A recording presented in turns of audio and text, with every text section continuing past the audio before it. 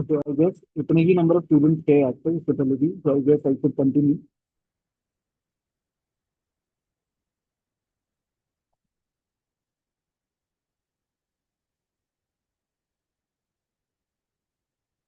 So here's what we were discussing. Probably the syllabus was visible on your screen if you want.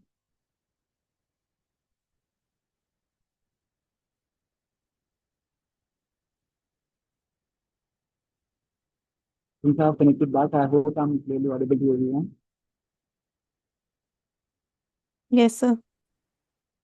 All right, okay. तो what I was telling you कि central government ने like entrepreneurship को support करने के लिए अपने role को basically divide करा था भाई। सेंट्रलाइज गवर्नमेंट का बेसिकली मतलब ये है कि पॉसिबल नहीं है कि हम हर चीज को ना एक ही लेवल से मैनेज कर पाएंगे। Central government has not only the promotion of entrepreneurship targets to manage करना, they have lot of other responsibilities also, other Excuse departments me, sir. Sir, voice is still not. Also. Yes sir, sir समझ में नहीं आ रहा, कुछ clear नहीं हुआ। Okay, is it better audible now? Yes, yes sir. sir. Yes, sir. Okay, तो हम लाइक एक मेन इंपॉर्टेंट चीज को समझ रहे हैं कि जब हम बात कर रहे हैं रोल ऑफ सेंट्रल गवर्नमेंट की, तो सेंट्रल गवर्नमेंट के पास अपने आप में करने के लिए बहुत सारे काम है, बहुत सारे डिपार्टमेंट है जिनको उन्हें मैनेज करना है। तो पॉसिबल नहीं है कि अगर केवल एंटरप्रेन्योरशिप को डेवलप कराना है इंडिया में तो अकेले वही सारी चीजें हैंडल कर सकते हैं, है ना। तो इसलिए उन्होंने क्या कर रखा है, अपने पर्टिकुलर रोल को और अपने रिस्पॉन्सिबिलिटीज को स्टेट गवर्नमेंट के साथ डिवाइड कर रखा है। ठीक है। अगर हमें पर्टिकुलर जैसे फॉर एग्जांपल स्टेट गवर्नमेंट की बात करें तो स्टेट गवर्नमेंट ने भी क्या किया हुआ है कि ठीक है वो हर शहर में तो अवेलेबल नहीं है, इसलिए उन्होंने हर पर्टिकुलर शहर पे भी अपनी अपनी इंडिविजुअल बॉडीज बना दी हैं। जहां हम बात करते हैं डीआईसीज की, तो हम बात करते हैं लाइक डिस्ट्रिक्ट इंडस्ट्रियल कॉर्पोरेशन की, सेंटर्स की, राइट, जो कि बेसिकली आपको डिस्ट्रिक्ट लेवल पर इस चीजों की फैसिलिटीज और एड्स प्रोवाइड करते हैं। They are about DICs, right. तो ये क्या है, एक फॉर एग्जांपल अगर आज की डेट में आप लोग वो बरेली में रहते हो, बरेली में रह के आपको अपना बिजनेस मैनेज करना है या स्टार्ट करना है, तो आपको फैसिलिटी प्रोवाइड कौन करेगा? जो बरेली के एक डिस्ट्रिक्ट लेवल पर बॉडी बनी होगी एंटरप्रेन्योरशिप के लिए स्टेट गवर्नमेंट की तरफ से, वो आपको सपोर्ट प्रोवाइड करेंगे। उसके बाद नेक्स्ट लेवल पे आपके लिए स्टेट गवर्नमेंट अवेलेबल है, और उससे भी अगर आपको ऊपर कोई हेल्प चाहिए तो आपको सेंट्रल गवर्नमेंट देख रहा है, सेंट्रल गवर्नमेंट इन सारी बॉडीज को मैनेज कर रहा है, सुपरवाइज कर रहा है। I hope that is clear to you people. Yes, sir. अब ये कुछ टर्म्स लिखी हुई हैं Yes, यहाँ पे। sir. इन सारे एंटरप्राइजेस को या इन सारी यूनिट्स को ये कुछ बेनिफिट ऐसे हैं जो कि ये बॉडीज और सेंट्रल गवर्नमेंट और स्टेट गवर्नमेंट प्रोवाइड करती है। तो वो क्या है, subsidies can be in any term, right. For example एक बिजनेस को स्टार्ट करने के लिए ऐसा तो है नहीं कि केवल लाइक ठीक है पैसे की जरूरत है, नो डाउट, तो फंड्स प्रोवाइड करने के लिए भी बहुत सारी बॉडी हैं, I accept that thing. But एक बिजनेस को स्टार्ट करने के लिए रॉ मटेरियल भी चाहिए हो सकता है, इंफ्रास्ट्रक्चर भी चाहिए हो सकता है, ठीक है, स्किल्ड लेबर भी चाहिए हो सकती है। तो कोई भी ऐसी पर्टिकुलर रॉ मटेरियल जिसको प्रोवाइड करने में मार्केट में बहुत महंगा मिलता हो और उसको सब्सिडाइज रेट पर ही एटलीस्ट गवर्नमेंट दिलवा दे, तो दैट्स अबाउट सब्सिडी, राइट। आजकल आप देखिए एक सब्सिडी का कॉमन टर्म सोलर पैनल बहुत लग रहे हैं, तो उसमें भी बहुत सुनने में आ रहा है कि लोग अगर अपने घर में कनेक्शन लगवाएंगे सोलर पैनल का तो उस पर भी गवर्नमेंट सब्सिडी देगी। 3 किलोवाट तक के कनेक्शन पर 78,000 रुपए की सब्सिडी गवर्नमेंट दे रही है। तो वो 78,000 क्या है, रिलैक्सेशन, कि एटलीस्ट आपको रिबेट मिल गई। तो सेम स्टेट गवर्नमेंट और सेंट्रल गवर्नमेंट सब्सिडी देती है ऐसे लोगों को जिनको बिजनेस करना है। फॉर एग्जाम्पल मेरे बिजनेस में आने वाला कोई रॉ मटेरियल मुझे बहुत महंगा पड़ेगा मार्केट में, लेकिन गवर्नमेंट ने कहा कि नहीं मैं चाहता हूँ कि आप बिजनेस स्टार्ट करो, तो उस बिजनेस को बूस्ट करने के लिए उन्होंने एक सब्सिडी प्रोवाइड कर दी उस एंटरप्रेन्योर को कि चलो ठीक है हम आपको ये चीज इतने कम रेट में दिलवा देंगे। दैट इज अबाउट सब्सिडीज, ठीक है ना। कोई फंड अवेलेबल करा दिया, that's about grants. Export oriented unit के लिए एक अलग से जो इन्होंने कॉन्सेप्ट दिया हुआ है, इसका क्या कॉन्सेप्ट है, ये थोड़ा सा मैं आपको अभी एक काम करता हूँ व्हाइट बोर्ड पे समझाता हूँ, ज्यादा बेटर रहेगा। Just hold a second.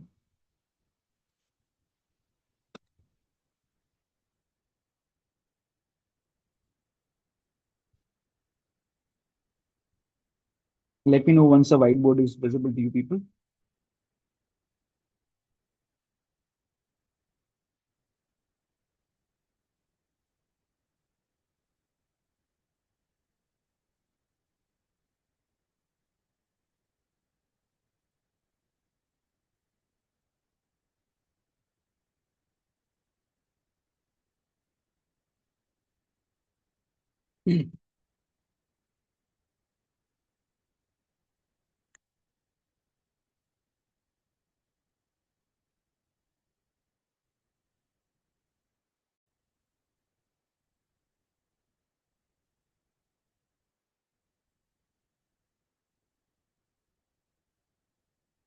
Fine, whenever we talk of कि एक इकोनॉमी को बूस्ट करने के लिए दो ही एस्पेक्ट हो सकते हैं, इधर इंपोर्ट और एक्सपोर्ट, राइट। ये जिसकी भी तरफ से एनोटेशन आ रहे हैं इसको बंद कर लीजिए, अदरवाइज मुझे परमिशन से आउट करना पड़ेगा आपको। ठीक है। तो when we talk of import and export part, दो ही चीजें हो सकती हैं। आप अपनी इकोनॉमी को बूस्ट करने के लिए क्या जरूरत है क्या नहीं है उसके पर्सपेक्टिव में बात करूंगा। देखो, जब भी हमें इंपोर्ट करना है, इंपोर्ट करने का मतलब क्या है, हमें लग रहा है कि हमारी इकोनॉमी में कोई एक ऐसी चीज थी जो कि मेरी सेंट्रल गवर्नमेंट स्टेट गवर्नमेंट भी नहीं प्रोवाइड करा पा रही मुझे मेरे बिजनेस के लिए, तो मुझे क्या करना पड़ेगा, मुझे वो सेम चीज बाय करनी पड़ेगी दूसरी इकोनॉमी से। ठीक है। तो जैसे ही हम बात करते हैं कि किसी दूसरी इकोनॉमी से कोई चीज हमें बाय करनी पड़ेगी, इसका मतलब क्या है कि मुझे वहां से इंपोर्ट करना पड़ेगा। आई hope this is clear. And जैसे ही मैं डिस्कस करूंगा कि ठीक है मुझे कोई भी चीज अपनी दूसरी किसी इकोनॉमी से बाय करनी पड़ रही है, इसका मतलब क्या है कि मेरी करेंसी उनकी इकोनॉमी में जाएगी, राइट, तब मुझे वो पर्टिकुलर रिसोर्स अवेलेबल हो पाएगा।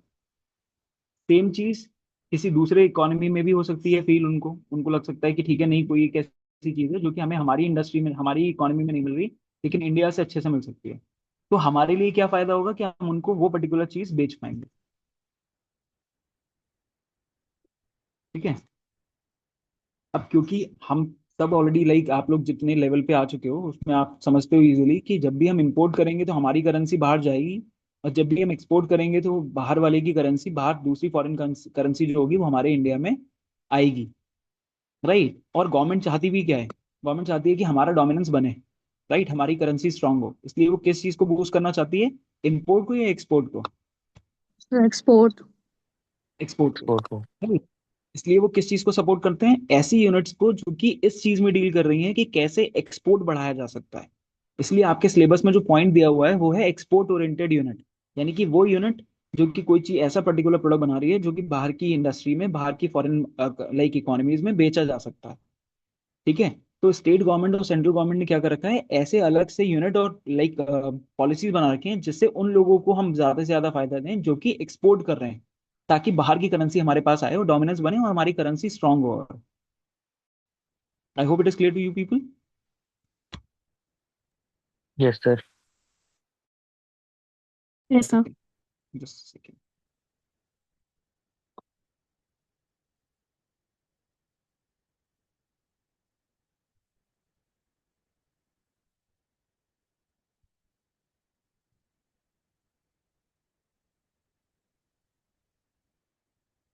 नाउ सी, आपके सिलेबस में इसलिए ये वाला पॉइंट जो मेंशन किया गया है यूनिट थर्ड के अंदर, कि एक्सपोर्ट ओरिएंटेड यूनिट्स क्या है और इनको हम फिजिकल और टैक्स कंसेशन क्यों देते हैं।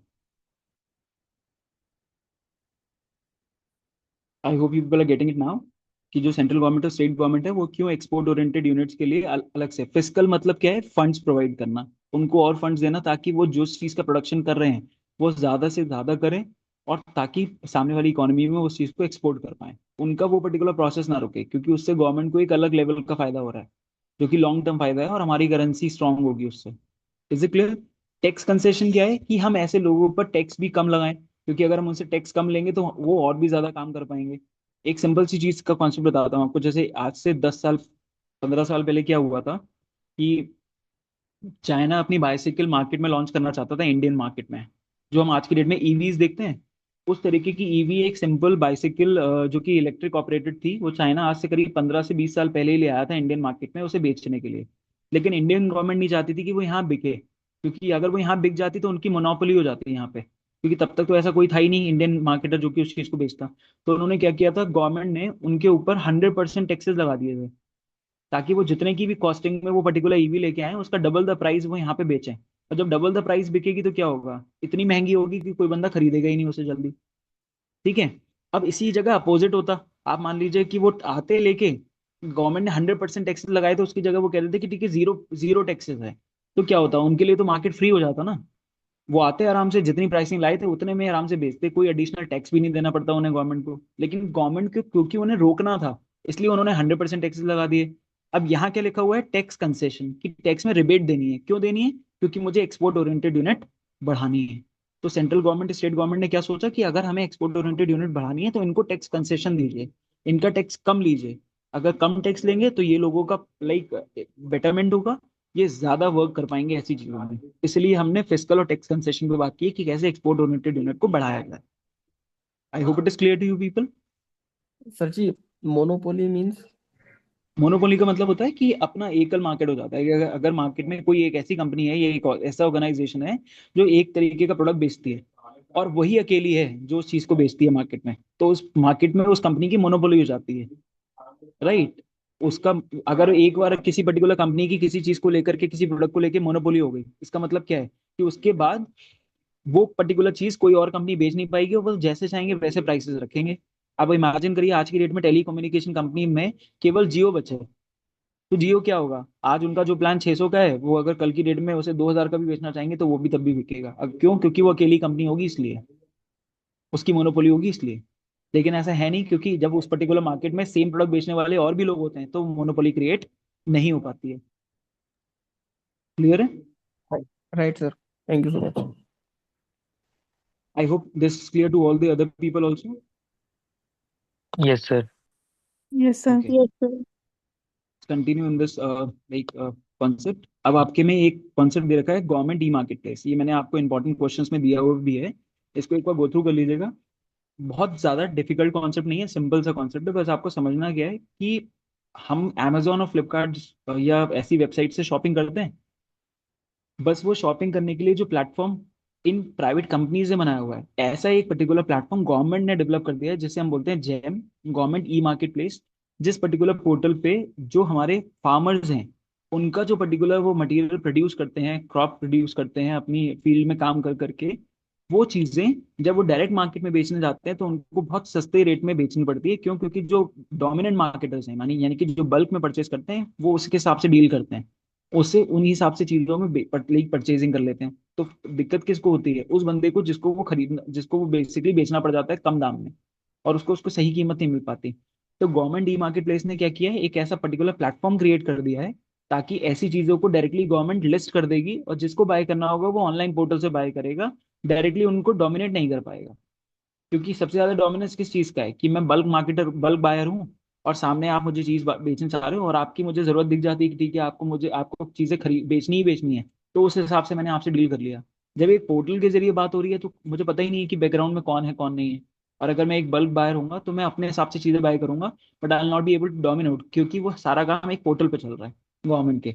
इसलिए उसने गवर्नमेंट के लिए, गवर्नमेंट ने एक ई मार्केट प्लेस बना दिया है ऐसे लोगों के लिए, ताकि ऐसी चीजों को वहां पे डायरेक्टली लिस्ट कर दिया जाए और उसके जरिए ही बेचा जाए। I hope it is clear. Yes. Yes sir. Yes, sir.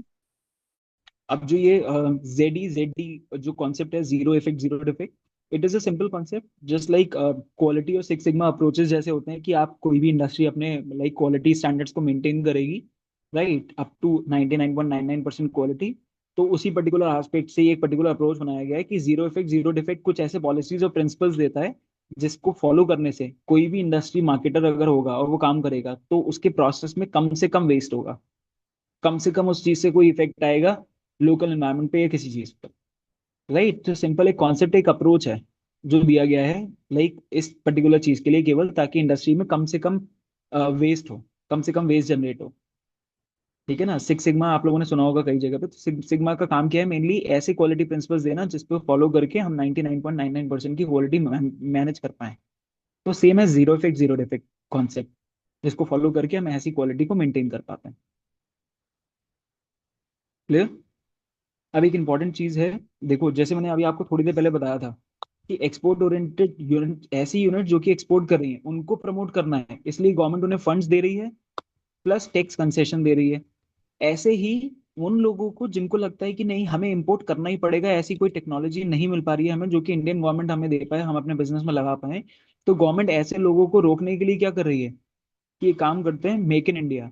एक जो कॉन्सेप्ट आया मेक इन इंडिया, कि आपको लग रहा है कि बहुत ज्यादा मजबूरी हो गई उसके बावजूद भी मुझे चीजें इंपोर्ट ही करनी पड़ेंगी, तो गवर्नमेंट कह रही है थोड़ा सा समय ले लो आप, लेकिन make those things in India, ताकि आपके काम भी आ जाए और आपके बाद में किसी और बिजनेस को भी वो चीज जरूरत पड़े तो आप उस चीज के सेलर बन जाओ। लेकिन वो चीज बनाई है इंडिया में ही, तो उसी के लिए बनाए मेक इन इंडिया और इनोवेट इन इंडिया कॉन्सेप्ट। ठीक है? जहाँ बिजनेस बढ़ाने हैं, बिजनेसेस को हमें लाइक आगे लेके आना है, तो उसके लिए स्टार्टअप इंडिया और स्टैंड अप इंडिया जैसे कॉन्सेप्ट को हमने बना दिया है, प्रोग्राम्स एंड पॉलिसी भी बना दी है गवर्नमेंट ने। कि अगर किसी को बिजनेस करना है तो वो इनके जरिए अपनी फंडिंग ले सकता है या टेक्निकल हेल्प ले सकता है। और अगर कोई चीज इंपोर्ट करनी पड़ रही है तो उसके लिए वो इन पर्टिकुलर प्रोग्राम्स का फायदा ले सकता है, ताकि इनमें चीजें सीख करके स्पेशलाइज होकर के खुद से उन चीजों को इंडिया में डेवलप कर ले, बट बाहर से ना मंगवाए। आई hope it is clear. Excuse me, sir. Yes. So, what is Atal Innovation Mission about? Atal innovation mission is about this only, right, कि हम जो भी चीज हमें लग रहा है कि इंपोर्ट करनी पड़ेगी हम उसको यहीं अपने यहाँ ही डेवलप करें, राइट। बस उस चीज को एक पर्टिकुलर नाम दे दिया है कि ये गवर्नमेंट का अटल इनोवेशन मिशन है, कि हम चाहते हैं ये वाली चीजें इंडिया में ही इनोवेट हो। इस चीज को आप थोड़ा सा गो थ्रू रिवाइज करोगे, इन चीजों को रीड आउट करोगे, तो you will come to know that it is just a normal concept, कि एक प्रोग्राम का ही नाम है जिसके अंदर केवल इस चीज की बात की जा रही है कि चीजों को इम्पोर्ट ना किया जाए, उनको हम विद इन गवर्नमेंट यानी कि with in economy he develop करें, यानी यहाँ इनोवेट कर लें यहाँ पे। ठीक है। Okay. Okay, sir. ओके। अब नेक्स्ट अगर आप बात करो तो यहाँ पे लिखा हुआ है एक एंटरप्रेन्योरियल फाइनेंस, जिसमें हमने बात की थी, मैंने आपको क्लास में ही बताया था कि किसी भी पर्टिकुलर बंदे के पास जो कि बिजनेस स्टार्ट करने जा रहा है, दो ही तरीके हो सकते हैं, या तो वो अपना पैसा लगाए या फिर मार्केट से पैसे को उठाए। फाइन। तो जब भी आप बात करते हो अपना पैसा लगाने की, तो यार अगर आप अपनी सेविंग्स लगा रहे हो पूरी तरीके से, तो एक तो है कि आपने इक्विटी लगा दिया, आपने आपके पास जो कैपिटल था उसे लगा दिया है। ठीक है। दूसरा क्या है, आपने मार्केट से डेट ले लिया। ऐसे लोग अवेलेबल हैं, ऐसे फर्म्स अवेलेबल हैं जिनसे आपको लाइक क्रेडिट मिल जा रहा है, तो आपने वहां से पिक कर लिया उस चीज को। तो एक टर्म यहाँ पे लिखी हुई है बूट स्ट्रैपिंग, तो जिसको हमने अपने क्लास में भी डिस्कस किया था, मैंने आपको बताया था कि बूट स्ट्रैपिंग का मतलब क्या है।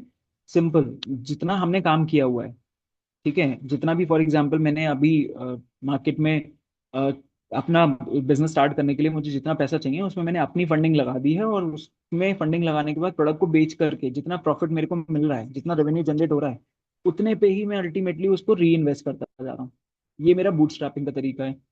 ठीक है, जिसे हम बोलते हैं बूट स्ट्रैपिंग। दूसरा क्या है, क्राउड फंडिंग, जहां मुझे लग रहा है कि ये काम कर सकता हूँ मैं, अपने आइडिया को सोशलाइज कर मैं लोगों को इससे जोड़ सकता हूँ और उनके जरिए मैं फंडिंग ले सकता हूँ अपने बिजनेस में। ठीक है। आपने देखा होगा कॉज को सोशलाइज करके लोगों को जोड़ने की कोशिश करते हैं, उनके जरिए कहते हैं कि आप ऐसे पर्टिकुलर नोबेल कॉज के लिए डोनेट करिए। तो same can be done by an entrepreneur also. That's about crowd funding, कि लोग अगर उसे ऐसे मिल गए जो कि उसके बिजनेस से इंस्पायर हो रहे हैं, उनको उसका आइडिया अच्छा लग रहा है, तो वो अपनी तरफ से कॉन्ट्री कर दे रहे हैं विदाउट एनी फर्दर डिमांड्स कि मुझे इससे इतना रुपए वापस भी चाहिए। That's about crowd funding. Clear. Angel investment की अगर आप बात करो तो कोई एक ऐसी पर्टिकुलर फर्म जो कि अपने आप में बहुत ज्यादा रेवेन्यू जनरेट करती है और उसको लगता है कि आपको कि आपके बिजनेस में वो इन्वेस्ट कर सकती है, तो आप ऐसे लोगों को अप्रोच कर सकते हो और उनकी फर्म से पैसा उठा सकते हो। Shark tank is one of the best example कि वो एंजल इन्वेस्टमेंट के बारे में ही है। ठीक है ना, कि कैसे हम लाइक उन लोगों को अप्रोच करें जो कि अपने आप में मार्केट जाइंट्स हैं, अच्छा खासा रेवेन्यू जनरेट करते हैं, तो वो उनके पास इनफ ऑफ मनी है लगाने के लिए। ठीक है। वेंचर कैपिटल की जब आप बात करते हो तो आप ऑलरेडी शेयर और लाइक डिवेंचर्स पढ़ के आए हो, तो आपको पता है कि लाइक एक पर्टिकुलर कंपनी के पास ऑप्शन है कि वो अगर वो पब्लिक लिस्टिंग में आ चुकी है तो कि वो मार्केट से पैसा उठा सकती है, लाइक डेट की फॉर्म में भी, यानी कि डिवेंचर्स की फॉर्म में भी और शेयर्स की फॉर्म में भी। क्लियर। आईपीओ हम लोगों ने डिस्कस किया था इनिशियल पब्लिक ऑफरिंग्स की तरह, कि अगर लग रहा है कि हमने पब्लिक लिस्टिंग में आने वाले हैं और हमें इतना मार्केट से पैसा चाहिए, तो हमने लोगों को पहले ही ऑप्शन दे दिया है कि आप उस पर्टिकुलर पैसे को लॉक कर सकते हो on a certain value, right, जिसमें आप इतना पैसा इन्वेस्ट करने के लिए तैयार हो, तो आपके अकाउंट से उतना अमाउंट पहले ही फ्रीज हो जाएगा। एंड डिपेंडिंग ऑन कि जैसी लिस्टिंग ओपन होगी, अगर उस कंपनी का आईपीओ आपको अलॉट होता है, राइट, ओवर सब्सक्रिप्शन आपने सुना होगा कि बीच में फ्लिपकार्ट ने किया या कुछ कंपनीज ने किया, तो वो ओवर सब्सक्राइब हो गया। लेंस कार्ड का आया था, सॉरी, लेंस कार्ड का आईपीओ जो था ओवर सब्सक्राइब हो गया। तो ओवर सब्सक्राइब होने का मतलब क्या है कि जितना रिक्वायर्ड था उससे ज्यादा लोगों ने उसमें इन्वेस्टमेंट करने की सोची, क्योंकि हर बंदे को लग रहा था कंपनी प्रॉफिटेबल है ना, कंपनी ग्रो ही करेगी। तो उनका आईपीओ जो था ओवर सब्सक्राइब हो गया। लेकिन जब कंपनी ने जैसे ही मार्केट में अपनी लाइक उस चीज को इंट्रोड्यूस किया, तो जितने लोगों को, जितने लिमिटेड लोगों को वो मिलना था उतने लोगों को वो आईपीओ मिला, बाकियों का पैसा रिलीज कर दिया कंपनी ने। बट वो भी एक टेक्निक थी कंपनी के पास अवेलेबल आईपीओ की फॉर्म में, जिसके जरिए वो मार्केट से पैसा उठा सकते थे। ठीक है। इसके अलावा जो पहला पॉइंट दिया हुआ है कि ठीक है चलो मुझे ये चारों काम भी नहीं करने हैं, boot strapping, crowd funding, angel investment, venture capital और आईपीओ, ना ही मुझे अपनी पर्सनल सेविंग लगानी है, यानी कि अपने पास से इक्विटी लगानी है, तो दूसरा तरीका क्या है, मैं इनका सपोर्ट लूँ, sources of finance, banks and financial institution. Government ने ऐसे बहुत सारे फाइनेंशियल इंस्टीट्यूशन ओपन कर रखे हैं जो कि मुझे इन चीजों के लिए क्रेडिट देने के लिए तैयार है। तो मैं ऐसे लोगों से लाइक पैसा उठाऊं, यानी कि ऐसी बैंक्स, ऐसी फाइनेंशियल इंस्टीट्यूशन से क्रेडिट लूं। बिजनेस लोन आपने देखा है इजीली मिलते हैं आज की डेट में। तो ऐसे बैंकिंग फाइनेंशियल इंस्टीट्यूशंस को मैं अप्रोच करूं। इनफैक्ट आज की डेट में एक और भी चीज है, केवल बैंकिंग इंस्टीट्यूशन ही नहीं, NBFC, non banking financial corporations भी आपको बिजनेस लोन देते हैं। अगर आप बात करो बजाज की, तो बजाज आपको बिजनेस लोन दे देगा, लेकिन बजाज कोई बैंक नहीं है, बजाज इज एन एनबीएफसी। ठीक है। आपने नाम सुने होंगे मनी, मुद्रा, आजकल बहुत सारे, या फिर आजकल चल रहा है नवी। ये लोग कितना अपने आप को कमर्शलाइज कर रहे हैं। तो ये भी आपको बिजनेस लोन देने के लिए तैयार है, लेकिन ये कोई बैंक नहीं है, ये एनबीएफसी है। Is it clear? Yes sir. Okay. Now next comes the role of agencies assisting entrepreneurship. अब मैंने जो थोड़ी देर पहले आपको बताया था कि स्टेट गवर्नमेंट ने भी क्या कर रखा है, ऐसी अलग अलग एजेंसीज बना रखी हैं जो कि इन चीज़ों में हेल्प करती हैं। ठीक है। क्योंकि डिस्ट्रिक्ट इंडस्ट्रियल कॉर्पोरेशन, क्योंकि डिस्ट्रिक्ट लेवल पर आपको चीज़ों में हेल्प करेगी। अल्टीमेटली इनका काम कोई डिफरेंट नहीं है। काम इनका भी यही है कि वो आपके एमएसएमई बिजनेस को या नॉर्मल बिजनेस आइडिया को बूस्ट करने के लिए आपको जितनी फैसिलिटीज दे सकती हैं, फैसिलिटीज इन टर्म्स ऑफ कोई सब्सिडी देना, कोई ग्रांट देना, राइट, या कोई फंड्स अवेलेबल कराना, आपको कोई टैक्स कंसेशन देना, राइट, किसी तरीके से इंफ्रास्ट्रक्चर हेल्प दे देना या स्किल डेवलपमेंट में हेल्प दे देना। ये सारे इनके काम है, जो कि डिस्ट्रिक्ट लेवल पे कर रहे हैं कौन, डीआईसीज। ठीक है। बरेली है तो बरेली के लिए अपना एक डिस्ट्रिक्ट इंडस्ट्रियल कॉर्पोरेशन होगा। ठीक है। ऐसे ही किसी पर्टिकुलर स्टेट में कोई और पर्टिकुलर सिटी है, उनके लिए अपना डिस्ट्रिक्ट लेवल का कोई एक पर्टिकुलर बॉडी होगी। किस चीज को सपोर्ट देना है, स्मॉल स्केल इंडस्ट्रीज को। ये कोई एजेंसी नहीं है, बट इस पर्टिकुलर इंडस्ट्री अपने आप में इस पूरा सेक्टर है जिसकी हम बात कर रहे हैं, स्मॉल स्केल इंडस्ट्री, जिसको सपोर्ट देने के लिए डीआईसीज बनाए गए हैं या नेशनल स्मॉल इंडस्ट्री कॉर्पोरेशन बनाए गए हैं। जो काम डिस्ट्रिक्ट लेवल पर एक पर्टिकुलर बॉडी कर रही है, राइट, वो नेशनल लेवल पर एक अलग बॉडी बनाई गई है इसी काम के लिए, कि नेशनल लेवल पर भी अप्रोच करने के लिए अगर लग रहा है कि किसी जगह पे किसी पर्टिकुलर बिजनेस को मुझे बूस्ट करना है, तो other than district industry corporation we have national like small industry sector corporation also. ठीक है।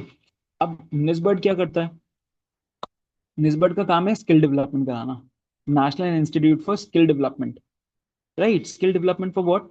लाइक आपने देखा, मैंने आपको एक बार क्लास में डिस्कस किया था, बताया भी था कि हो सकता है कई सारे बिजनेस में मुझे रिसोर्सेज में फंड्स मिल गए, फाइनेंस लाइक फंड्स मिल गए, मुझे इंफ्रास्ट्रक्चर मिल गया, मुझे सारे रिसोर्सेज मिल गए, रॉ मटेरियल भी मिल गया, बट क्या नहीं मिला, quality labour, quality workforce.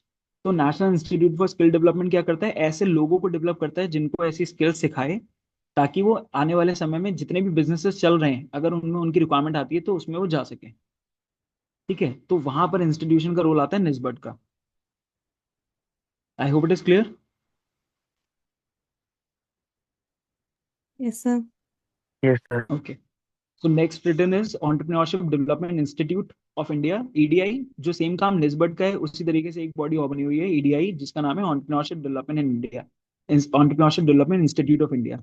Doing the same thing, जो स्किल डेवलपमेंट का गैप है उसको फुलफिल करना, नॉलेज के गैप को फुलफिल करना, लोगों को लाइक अलग अलग आइडियाज से अवेयर कराना। जो इंपॉर्टेंट टेक्नोलॉजी है, अच्छा एक इंपॉर्टेंट चीज है, जैसे मान लेते हैं किसी बच्चे ने एमबीए नहीं किया या इन सब चीजों के बारे में नहीं पढ़ रखा है, उसे बिजनेस करना है, तो उस बिजनेस करने वाले बच्चे के लिए अगर एक ऐसे टर्म्स की बात की जाए जो कि उसने नहीं सुने हो, उसके लिए जार्गन्स हो, तो वो कौन कौन से होंगे? उसको आप बोलो कि आप एक काम करो, आपके लिए एक बहुत अच्छा तरीका हो सकता है, आप क्राउड फंडिंग कर लो, बूट स्ट्रैपिंग कर लो, एंजल इन्वेस्टमेंट कर लो, तो आपके लिए तो कहना बड़ा आसान है, उसको थोड़ी ना समझ में आएगा। तो ऐसे लोगों को प्रिपेयर करने के लिए जो इस तरीके के इंस्टीट्यूट हैं, entrepreneurship development institute of India, वो हेल्प करते हैं, वो इन चीजों के बारे में लोगों को एक्सपोजर देते हैं कि इस तरीके की ऑप्शंस भी अवेलेबल हैं, and you can go for it. ठीक है। अब एक देखिए स्टेट इनोवेशन रैंकिंग। अब देखिए एक इंपॉर्टेंट चीज है, एक सेकंड होल्ड कीजिएगा।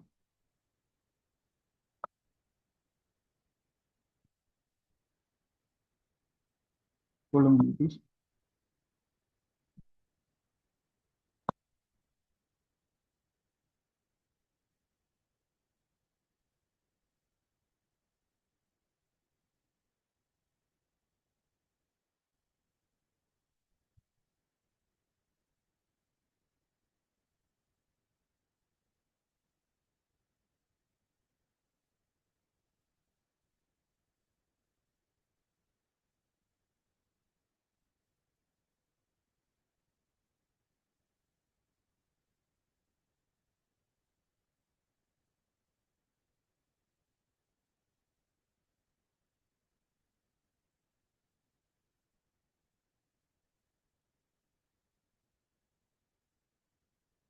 ओके, आपके यूनिट 3 में एक पॉइंट दिया हुआ है, state innovation ranking bye NITI Aayog, India innovation index. तो इंडिया के इनोवेशन इंडेक्स से ऊपर आती है ग्लोबल इनोवेशन इंडेक्स, कि इनोवेशन के मामले में ग्लोबल लेवल पर इंडिया की क्या रैंकिंग है। तो 2025 का जो रेशियो है मैं उसको आपको दिखा देता हूँ एक बार।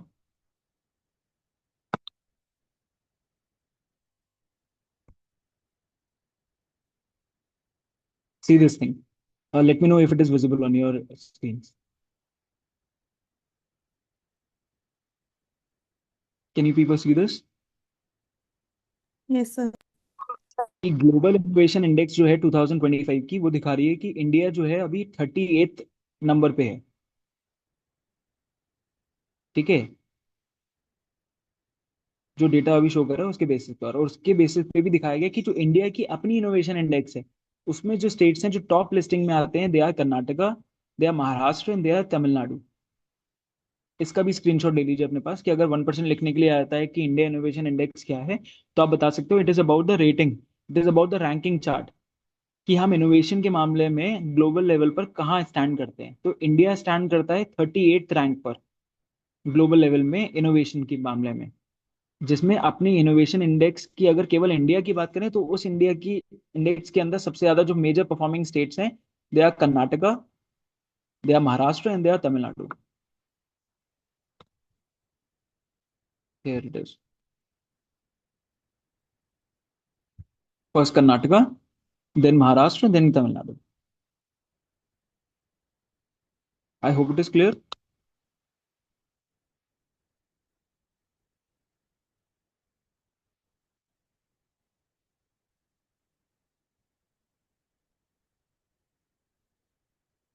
Yes, I hope you people got this point. Yes, sir. Yes, sir.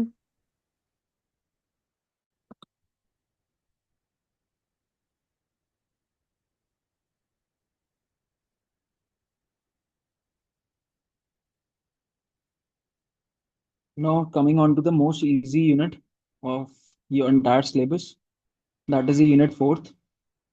I'm not seriously getting that. What is the reason behind that you people are not getting what is so difficult in this unit? Reason, the only difficulty you people are finding is because you have not prepared your like that business money project on your own. या आप लोगों ने बनाया भी है तो उसको सब एआई से हेल्प ले करके जनरेट कर दिया है। केवल ये इतनी सी वजह है, उसके पीछे और कोई वजह नहीं है।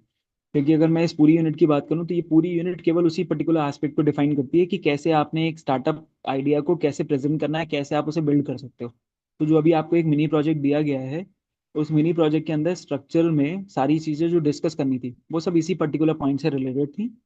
But apart from that, because अभी आप लोगों को एग्जाम के लिए प्रिपेयर करना है, so not going too much in detail of scolding you people for that reason, let me come back.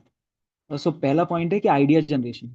अगर आपको आज की डेट में अपना एक स्टार्टअप रेडी करना है या बिजनेस स्टार्ट करना है, तो उसमें आइडिया जनरेशन के बहुत सारे मेथड हो सकते हैं। वो मेथड क्या हो सकते हैं कि मैं खुद का आइडिया लगाऊं, मैं लोगों से ओपिनियन पूल करूं, राइट, किसी रैंडम अवेलेबल बिजनेस आइडिया के मार्केट में आइडिया को कॉपी कर लूं एज इट इज, या उसका कोई सब्सटीट्यूट बना दूं, या किसी अवेलेबल बिजनेस के अंदर क्या वैल्यू एड ऑन कर सकता हूँ उसके अंदर कुछ काम करूं। तो they can be plenty, I mean multiple of ideas जिसमें मैं काम कर सकता हूँ। तो वो आइडिया ओपिनियन पूलिंग के बहुत सारे मेथड हो सकते हैं जिस पे आप काम कर सकते हो, जिसके बारे में मैंने यहाँ पे डिफाइन किया है। ठीक है, मतलब जो 4th यूनिट है उसके अंदर उस चीज पे बात की गई है। तो अगर आपके दिमाग में ये वाला पॉइंट क्लियर है कि यहाँ आइडिया जनरेशन की बात हो रही है, सोर्सेज एंड मेथड की बात हो रही है, कि एक नए स्टार्टअप को कैसे आइडिया मिल सकता है, तो वो इन कॉन्सेप्ट को रीड आउट करके आपको लाइक इजिली समझ में आ जाएगा कि कौन कौन से मेथड हो सकते हैं जिनसे एक बिजनेस आइडिया जनरेट हो सकता है। अब ये आता है नेक्स्ट, फिजिबिलिटी एनालिसिस का मैंने आपको 110% एक क्वेश्चन दिया होगा यूनिट 4th का, इंपॉर्टेंट क्वेश्चंस में मिला हुआ है। Yes, Yes, sir. sir. है. Yes, sir. Yes, sir. तो अजीत सर ने आपको जो एक मिनी प्रोजेक्ट बनाने के लिए एक लाइक एक टेबल ऑफ कंटेंट दिया था, उसके अंदर आपने देखा होगा कि कुछ पॉइंट्स मेंशन थे कि आप उस स्टार्टअप आइडिया का टेक्निकल फिजिबिलिटी लिखोगे, फाइनेंशियल फिजिबिलिटी लिखोगे, मार्केटिंग फिजिबिलिटी लिखोगे, राइट, ऑर्गेनाइजेशनल फिजिबिलिटी लिखोगे। तो ये सब पॉइंट्स क्या थे, उसके बारे में समझते हैं। फिजिबिलिटी का मतलब होता है किसी चीज की पॉसिबिलिटी। ठीक है, मैंने स्टार्टअप करने के लिए एक आइडिया तो प्लान कर लिया है, लेकिन उस आइडिया के अंदर हर टेक्निकल एस्पेक्ट को मुझे जज करना पड़ेगा। क्या टेक्नोलॉजी के मामले में जो चीज मैं प्लान करके चल रहा हूँ क्या वो सच में वर्केबल है या नहीं है, उसकी फिजिबिलिटी एनालिसिस करनी पड़ेगी। अभी थोड़ी देर पहले मैंने आपको एग्जांपल दिया था ओला का। तो ओला ने कह तो दिया कि लोग लोग ऐप डाउनलोड कर लेंगे, कैब बुक कर लेंगे, कैब बुक कर लेंगे तो एक नोटिफिकेशन कैब वाले पे चला जाएगा, मेरे पास नोटिफिकेशन आ जाएगा कि कैब बुक हो गई है, वो मुझे रिसीव करने आएगा, मैं कोई ओटीपी शेयर कर दूंगा, वो ओटीपी कंफर्म करा के राइड बुक हो जाएगी। ये सब चीजें सुनने के लिए तो बड़ी अच्छी लग रही हैं क्या, पर वो क्या टेक्निकली पॉसिबल है? तो टेक्निकल फिजिबिलिटी में मैं ऐसे रिसोर्सेज, ऐसे इंस्ट्रूमेंट के बारे में डिस्क्रिप्शन दूंगा जिससे पता लगेगा कि हाँ इस टेक्नोलॉजी की मदद से एक ऐसा एप्लीकेशन तैयार किया जा सकता है और इसका ये प्रोटोटाइप है, ये सच में पॉसिबल है, इसको मैंने रियल टाइम में करके दिखा दिया। इसे कहते हैं टेक्निकल फिजिबिलिटी, कि किसी बिजनेस के आइडिया के अंदर कोई काम जो मैंने कहा है हो सकता है वो कैसे होगा, क्या सच में पॉसिबल है या नहीं है, उसके करने के क्या क्या तरीके हैं, राइट, उसको परफॉर्म करने का क्या एग्जीक्यूशन का तरीका है, उसे हमने टेक्निकल फिजिबिलिटी में लिख दिया। सेम चीज है फाइनेंशियल फिजिबिलिटी। अब बड़ी एक्साइटिंग और इंटरेस्टिंग पार्ट है कि बच्चे हमारे पास आए और उन्होंने कहा कि सर प्रोजेक्ट बन के रेडी है।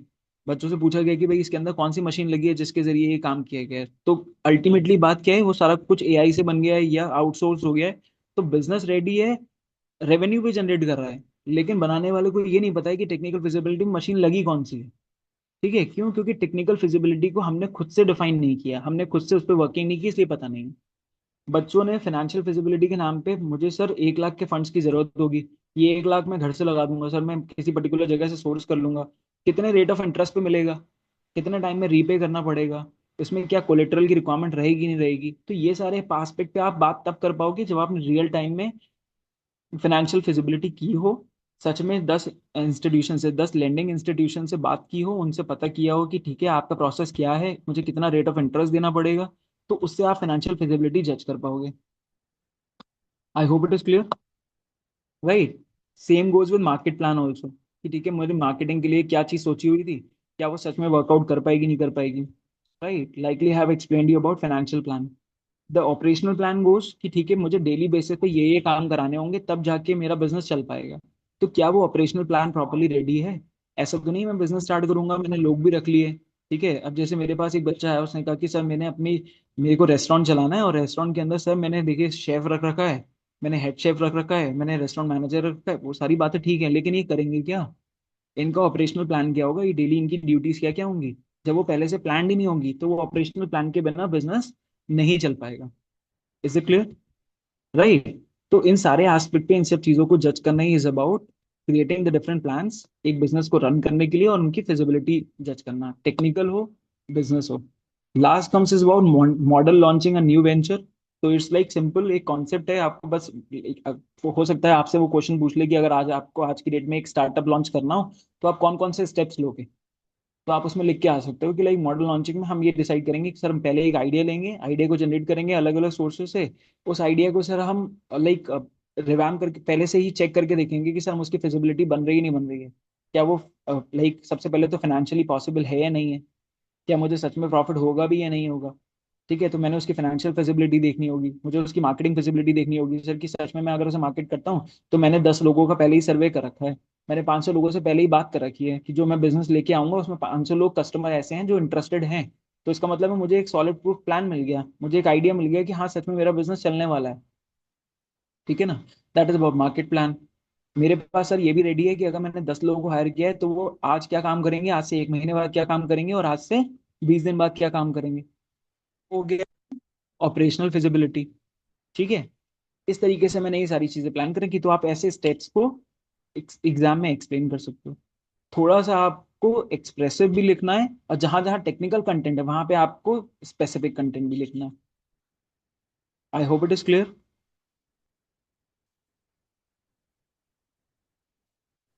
Yes, sir.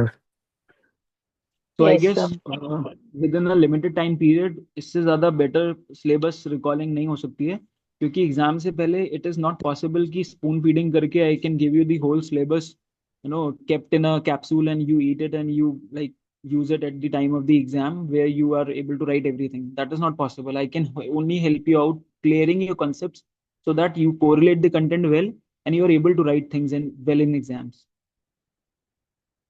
I hope this particular class that we conducted today was helpful for you people, and you'll be able to better correlate the things that you were confused about. Yes, sir. Yes, sir. All right. Yes, sir.